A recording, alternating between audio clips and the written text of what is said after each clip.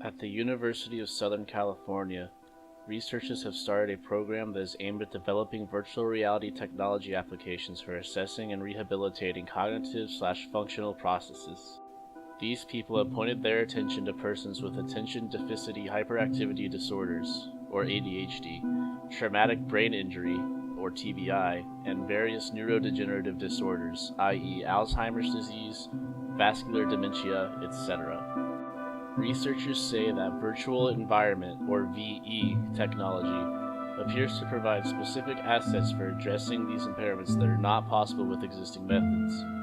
Such methods include using paper and pencil tests, motor reaction time tasks in response to stimuli, and flat-screen computer-delivered approaches.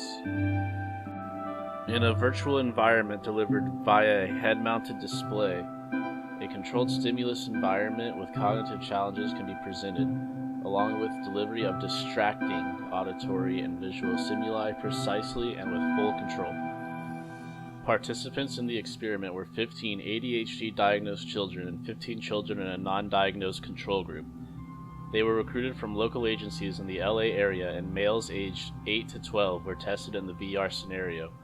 The VR exposure lasted for approximately 30 minutes. In VR, the environment simulated a classroom where the subject sat at a standard school desk.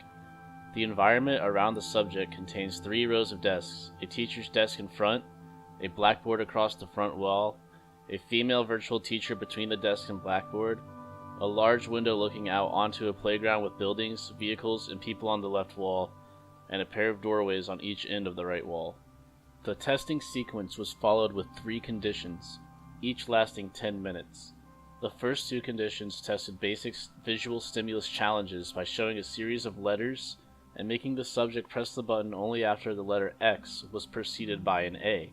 The difference between the 2 conditions was that condition 1 was given without distractions, while condition 2 did have distractions.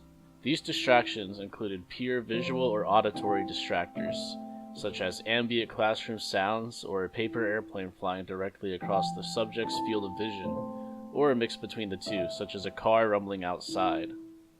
Whatever the distractor was, they were presented in a 3-minute blocked segment that was displayed for 5 seconds, appearing in intervals of 10, 15, or 25 seconds.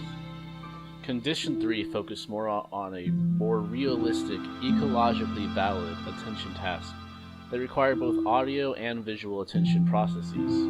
Common objects were shown on the virtual blackboard, and the teacher would name the object either correctly or incorrectly. The subject was asked to listen, observe, and hit the button when the teacher incorrectly named the object. This condition was also presented with either distractions or no distractions in the same fashion as condition 2. Results were based off of reaction times, response variability, and movement through head turning and gross motor movement.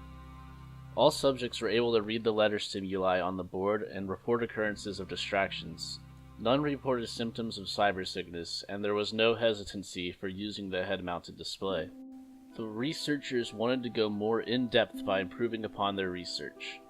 They made notes of various considerations. One consideration is that children diagnosed with ADHD have a fascination for the type of stimulus environment that occurs within computer or video games.